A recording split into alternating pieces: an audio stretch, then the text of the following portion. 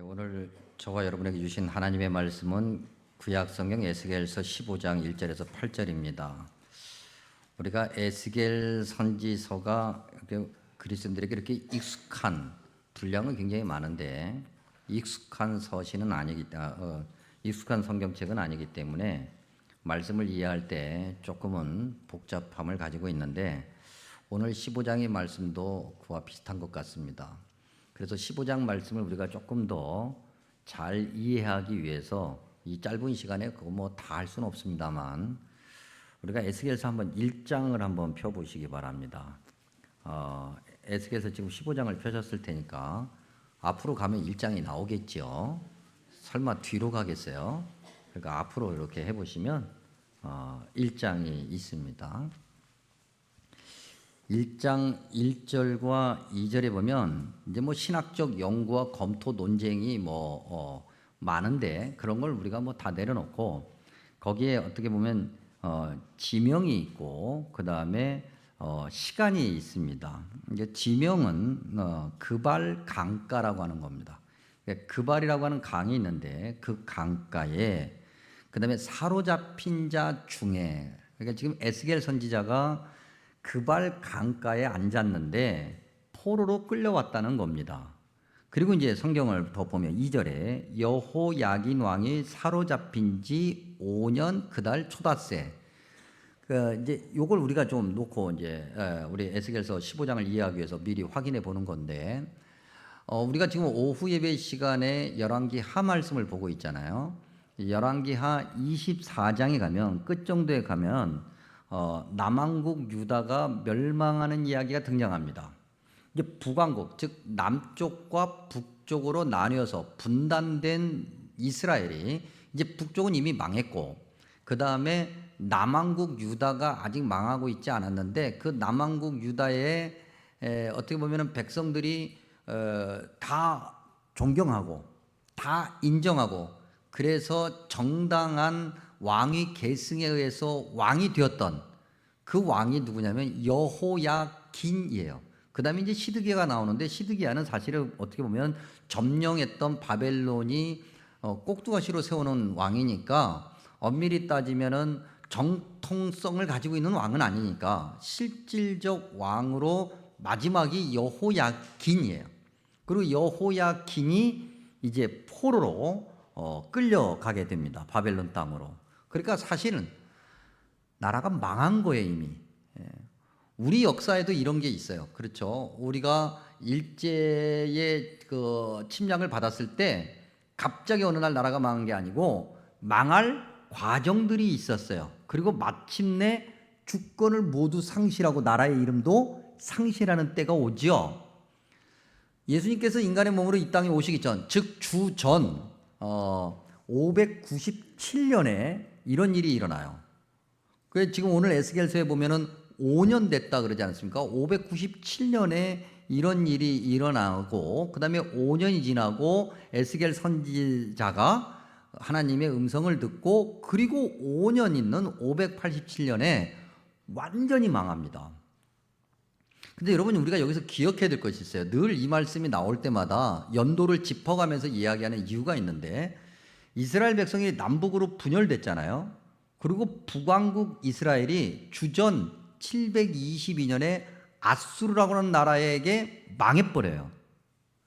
그리고 아무리 짧게 잡아도 135년, 아무리 더 짧게 잡아도 100년이라는 시간이 지나고 난 다음에 그 사이 제국이 아수르에서 세계를 지배했던 제국이 아수르에서 바벨론으로 바뀐단 말이죠. 그리고 남왕국 유다까지 망하니까 철통적 유태인들, 야곱의 후예들이 세운 이스라엘이라고 하는 나라는 이 땅에서 완전히 사라져버려요. 당시 기준으로 봤을 때 완전히 사라져버리는 것이 기원전 587년이고 1948년 지금 팔레스타인 땅에 이스라엘이라고 하는 나라가 그 이름으로 세워지기까지 2000년이라는 시간을 지나가는 거예요. 2000년 동안 나라 없는 그런 민족으로 세계 곳곳에 떠돌아다니면서 온갖 정말 순환을 겪게 된다고 하는 거죠. 근데 여러분 생각해 보십시오. 북왕국 이스라엘이 망했단 말입니다. 처절하게 망했어요. 그걸 직접 옆에서 본 거예요. 같은 민족이, 같은 종족이 외세에 의해서 처절하게 짓밟히는 걸 본 거란 말입니다. 그러면 뭔가 배워야 될 거 아니에요. 그렇죠? 뭔가 타산지석의 교훈을 얻어야 될 거 아니에요. 그리고 130년이 지났어요. 130년 동안 뭐 했을까? 저렇게 하니까 망하는구나. 망한 이유가 뭐지? 그러면 우리는 그러지 말아야지.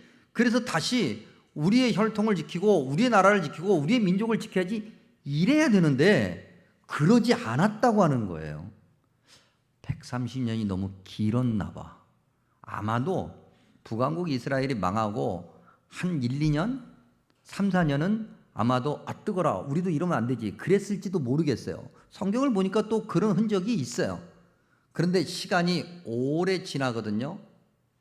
별일이 안 일어나거든요.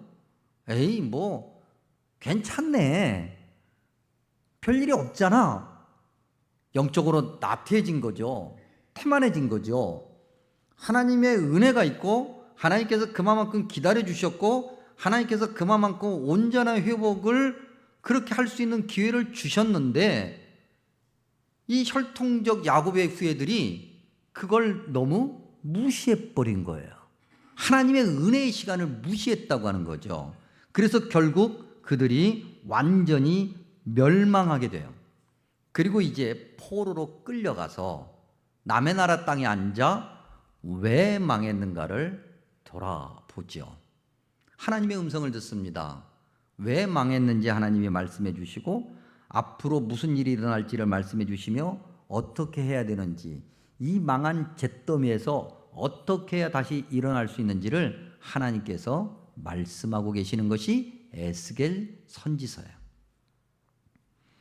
그러면 우리가 이제 한번 확인해 볼 것이, 이스라엘이 왜 망했는가, 그것을 에스겔 선지자는 뭐라고 이야기하고 있는가. 대표적으로 14장에 가서 14장 23절 중반부를 보면 내가 예루살렘에서 행한 모든 일이 이유 없이 한 것이 아닌 줄을 알리라. 사실 성경에 표현된 것은 하나님께서 그러니까 니들 한번 망해봐라 라고 하는 것처럼 보이지만 실질적으로는 135년이라는 긴 시간 동안 이스라엘 백성들이 영적으로 나태한 나머지 스스로 파멸의 길로 가버린 거거든요. 이유가 있다는 거예요. 그 이유가 뭘까? 오늘 우리가 읽은 말씀 15장 8절에 보면은 내가 그 땅을 황폐하게 하리니 이는 그들이 뭐 했어요? 범법하다. 즉 하나님의 말씀을 지키지 않았다. 하나님의 말씀을 지키지 않았다고 하는 것을 에스겔서 14장 10절이 이렇게 표현하고 있는데, 선지자, 바꿔 얘기하면 영적 지도자죠. 오늘날로 따지면 저 같은 목사님들, 선지자의 죄악과 그에게 묻는 자, 온 백성이죠. 오늘날로 따지면 교인들, 교회 다니는 사람들, 그런 사람들의 죄악이 같다 그랬어요. 누구라 할 거 없다는 거죠. 누구 때문이 아니라 바로 나 때문이라는 거예요. 우리 스스로 영적으로 어리석고 우리 스스로 교만했기 때문에 하나님의 은혜를 잊어버렸고 잃어버렸고 무시했기 때문에 망한 거라는 거죠. 그리고 그 말씀을 15장에서 포도나무 비유로 조금 더 설명하고 있어요. 자, 포도나무. 성경에서 포도나무는 하나님의 백성 이스라엘을 말하죠. 그런데 이 포도나무가 어떤 이들이었는가 원래? 오늘 성경 2절에 보니까 다른 모든 나무와 비교할 때 나은 것이 하나도 없다. 3절에 보니까 그 나무를 가지고 뭐 하나 제조할 수, 즉 만들 수 있는 것이 없다. 하다못해 어떤 그릇을 걸 만한 못도 하나 못 만든다는 거예요. 너무 약해서, 별 볼 일이 없어서. 포도나무로 못을 만들어 가지고 이렇게 걸어놓고 그릇을 걸면은 그냥 툭 하고 떨어지는 거예요. 부러져 버린다는 거죠. 그야말로 아무짝에 쓸모없는 거예요. 꼭 쓸 때가 있다면, 그것도 억지로 쓸 때가 있는 건데, 쓸 때가 있다면 땔감 정도, 그것도 하나님께서 태워서 없애버리기에 그냥 땔감 정도로 이렇게 한번 훅훅훅 휘젓는 그런 뭐 불쏘시개 정도로 뭐 그 정도라도 써야 되겠다라고 한다는 거죠.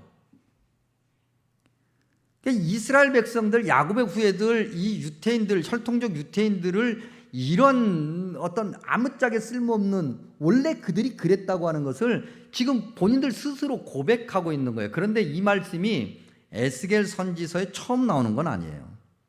에스겔 선지서를 기준으로 아주 오래전에, 수백 년 전에 이미 신명기 7장 7절에서 말씀하신 바가 있어요. 여러분들이 잘 알고 계신 것처럼 신명기 7장 7절을 읽어드리면, 여호와께서 너희를 기뻐하시고 너희를 택하심은 너희가 다른 민족보다 수요가 많기 때문이 아니라 오히려 너희는 모든 민족 중에 가장 적다 그랬어요. 별 볼 일이 없다는 거예요. 아무것도 아니라는 거예요. 그런데 그런 너희를 하나님께서 은혜로 택해 주셔서 하나님의 백성 삼아 주시고 하나님의 뜻을 나타내는 그런 하나님의 도구가 되게 하셨다고 하는 거죠. 하나님의 은혜를 이야기하고 있어요. 나 잘난 것이 먼저가 아니라 하나님의 은혜가 먼저인 거예요. 오늘 저와 여러분이 이 땅을 살아가는 것도 우리가 대단해서 우리의 힘으로, 우리의 능력으로, 내가 공부 많이 하고 내가 열심히 준비해서가 아니라 하나님의 은혜가 먼저 있기 때문에 그 나머지 것들이 가능한 거예요.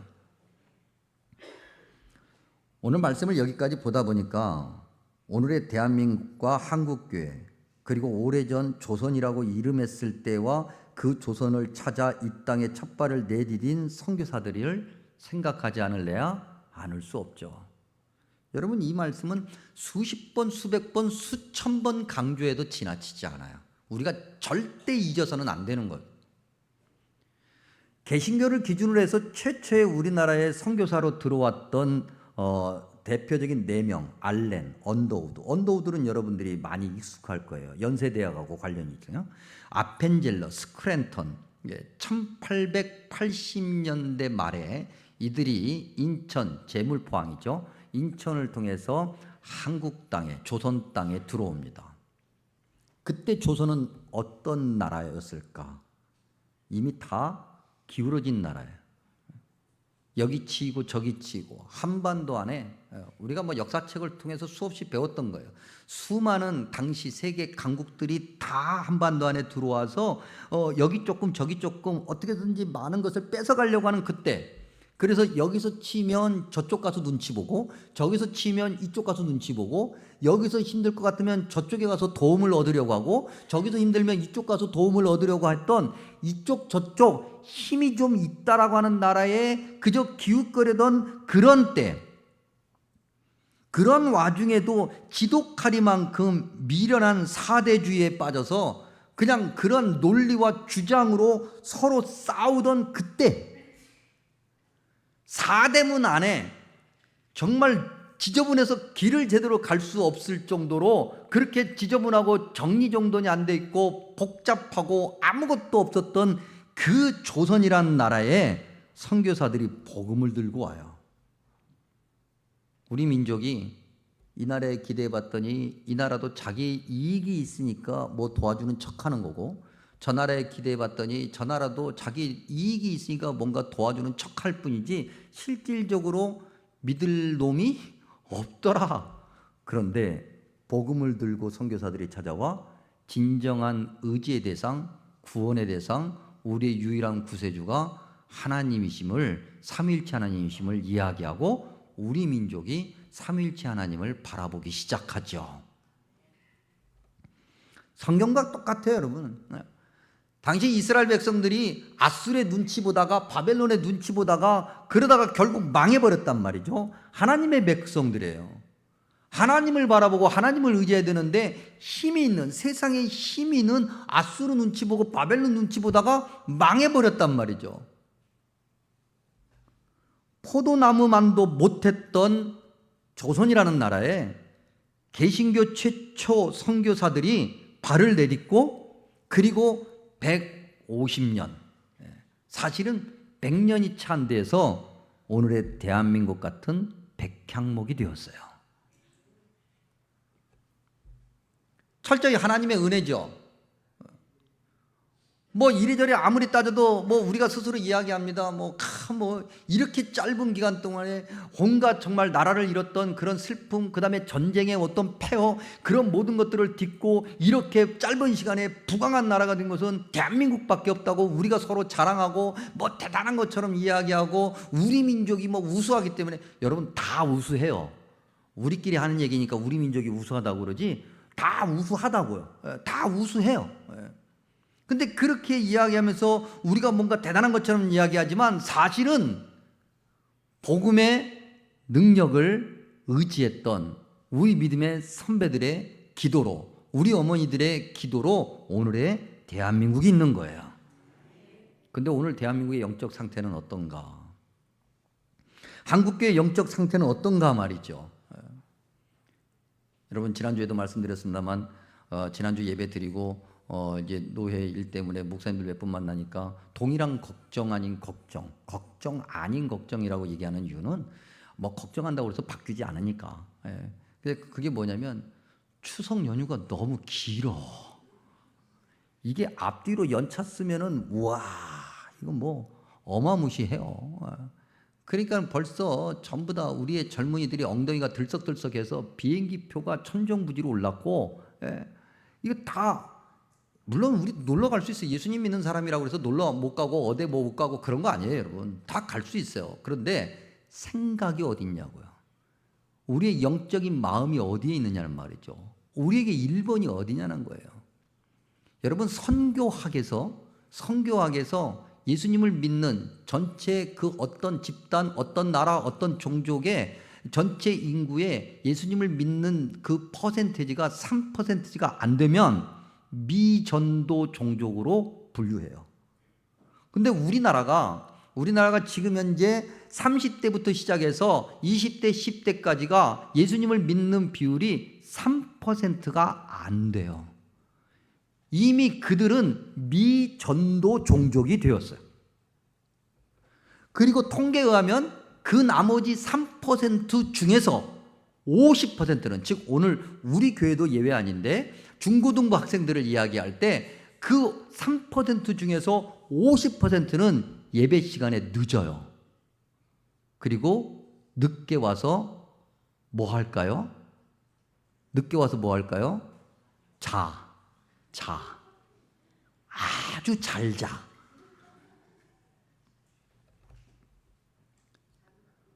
주님의 은혜로 아무것도 아니었단 말이죠. 세계가 주목하기는커녕 세계가 어떻게 해서든지 뺏어 먹으려고 그랬고, 어떻게 해서든지 여기를 내가 가져서 내 힘을 키우려고 했고, 그래서 이리 치고 저리 치고 했던 포도나무만도 못했던 조선 대한민국이 오늘처럼 이렇게 부강한 나라가 되고 세계가 주목하는 나라가 된 것은 철저하게 하나님의 은혜라고 하는 거예요. 2021년 옥스포드 영영사전이 있어요. 옥스포드 영영사전은 영어 사전 중에서 아주 권위가 있는 절대적인 사전인데, 여기에 등재된, 즉 여기에 새로운 단어로 올라간 단어가 우리나라의 단어에 26개가 올라갔어요. 그 중에 하나가 대표적으로 K라고 하는 단어예요. K 다시 이렇게 돼요. K는 사우스 코리아의 약자예요. 그게 대표 명사로 올라가 있어요. 그리고 K에다가 뭐든지 붙이면 돼. 뭐 컬처도 붙이고 푸드도 붙이고 요새 무슨 여행한다고 뭐 트립도 붙이고 그다음에 무슨 K-팝은 뭐 이미 다 붙이는 거예요. 어떻게 해서 이렇게 되었을까? 하나님의 은혜인데 오늘 우리의 영적인 상태는 어디에 있는가? 다시 본문으로, 하나님은 이스라엘을 불에 던져 땔감으로라도 사용하시려고 하죠. 쓸모가 없거든요. 쓰려고 하지도 않고 쓰임 받으려고 하지도 않아. 그러니까 안 되겠다. 불에 던져서 잠깐이나마 땔감으로 써서 좀 따뜻하게, 즉 다른 사람을 따뜻하게라도 해야 되겠다라고 불구덩이에 던졌는데 7절에 보니까 튀어나오려고 그래. 불에서 나오려고 한단 말이죠. 결국은 타버리겠지만은, 하나님께서 쓸모없는 자들을 쓸모있게 만드셨는데 교만해서 하나님의 뜻을 저버리니 하나님께서 안 되겠다, 다시 태워 없애버려야 되겠다, 그래서 이거라도 해서 이렇게 잠깐이라도 타서 다른 사람을 좀 따뜻하게 하기를 바란다라고 그래서 집어넣었더니 하나님, 이건 아니지요. 저한테 이러시면 안 되지요.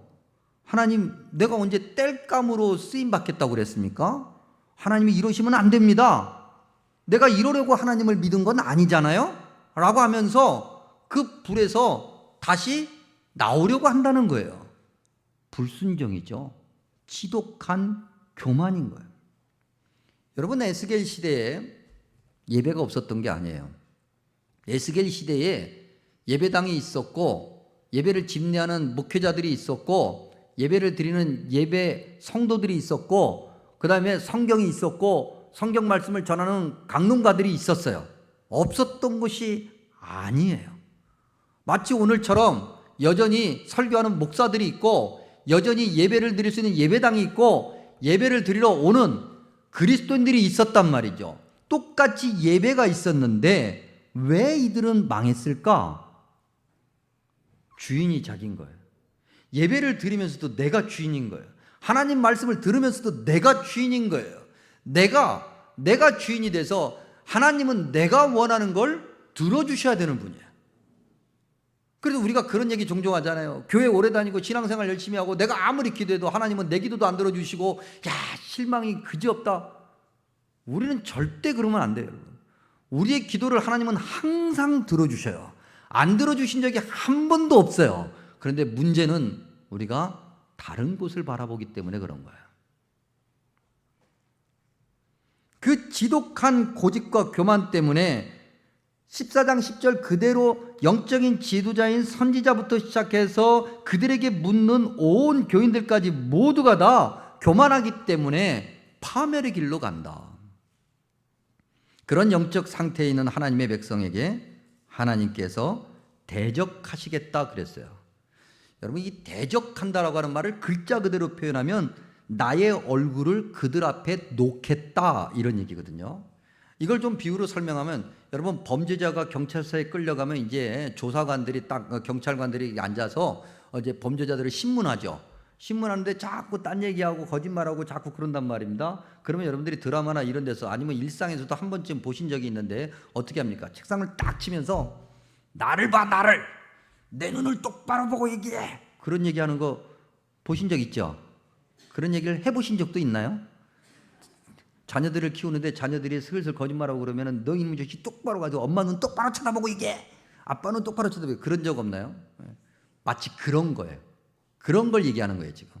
근데 여러분, 그때 내 눈을 똑바로 쳐다보고 얘기해. 그럴 때 똑바로 쳐다보고 얘기하세요. 온화한 표정은 절대 아닌 거예요. 화나 있죠. 노려보는 거예요. 하나님이 그렇게 하시겠다는 거예요. 하나님께서 말씀하시는 거죠. 내 눈을 똑바로 보고 얘기해. 그리고 말씀하십니다. 내가 여호와인 줄 너희가 알리라. 언제? 망하기 전에? 아니요. 망하고 난 다음에. 너무나도 어리석잖아요, 여러분. 수많은 시간이 있었고 끊임없이 하나님의 은혜가 있을 때 왜 순종하지 않고 기어이 망한 후에야 비로소 이러느냐는 거예요. 다시 한번 한국교회와 대한민국을 생각합니다. 의도한 건 아니에요. 아주 오래전에 에스겔 선지서의 말씀을 9월 둘째 주 정도에 나눠야 되겠다라고 배정을 딱 해놓고 보다 보니 공교롭게도 다음 주가 우리 교단 총회예요. 108회 총회입니다. 여러분, 우리 한국 교회 안에 많은 교단들이 있어요. 그 중에 물론 기분 나쁘게 듣는 다른 분들도 계시겠지만 어쨌든 우리가 속해 있는 이 통합축 교단, 이 통합축 교단이 가장 모범적이고 가장 집중되어 있고 또 총회도 제일 먼저 해요. 그리고 우리 교단이 어떤 모습으로 무엇을 결정하느냐에 따라서 한국 교회에 어떻게 보면 방향이 결정된다고 해도 과언이 아니에요. 이게 현실이에요. 사실인 거예요. 근데 아직 명성교회 세습 문제가 완전히 해결되지 않았어요. 법적으로는 어느 정도 해결이 된 것이 사실이지만 세상법으로 그것도 교회법으로 해결된 것이 없고 믿음의 정서가 해결되지 않았고 사회가 세상이 아직 그것을 긍정적으로 바라보지 않는. 그래서 교회 다니는 것들은 늘 이런 얘기를 듣는, 아직도 뭔가 깔끔하게 해결이 안 돼 있고 뭔가 정리가 안 돼 있는데 108회 교단총회를 명성교회에서 해요. 물론 뭐 말은 많았어요. 뭐 그 과정도 있고.